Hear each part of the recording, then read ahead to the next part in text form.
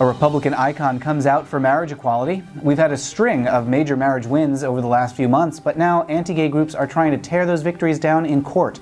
Support for marriage equality is picking up in conservative states.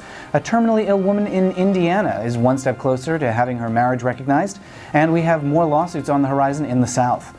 For the American Foundation for Equal Rights, I'm Matt Baum, and welcome to Marriage News Watch for April 14th, 2014.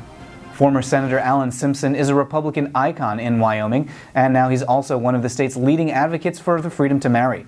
In a new ad, Simpson explains his support for marriage equality. Whether you're gay or lesbian or straight, if you love someone and you want to marry them, marry them. There's pending litigation in Wyoming State Court, but legislative attempts to pass marriage equality bills have failed over the last few sessions.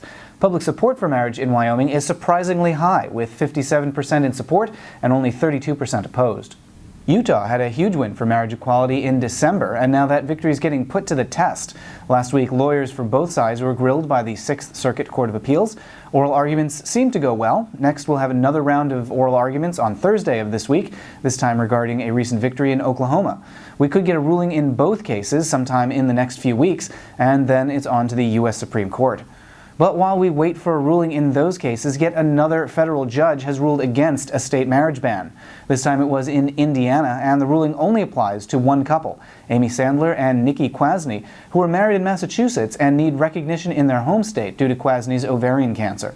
Opposition to marriage equality in Louisiana is dropping faster than support is climbing, but support still hasn't reached majority yet. It's at 42%, with opposition dropping to 53%.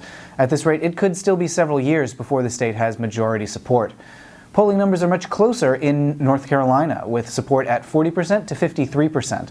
There's also a new lawsuit in the state. 3 couples are suing North Carolina in federal court. That joins a lawsuit filed in 2012 by 6 other couples. And keep an eye on Georgia. We may have a lawsuit soon there as well. Georgia is one of the last states with no marriage litigation, but organizers hinted last week that they may have a big announcement soon. Those are the headlines. Subscribe here on YouTube to stay up to date on all these stories. For the American Foundation for Equal Rights, I'm Matt Baum. Thanks for watching, and we will see you next week.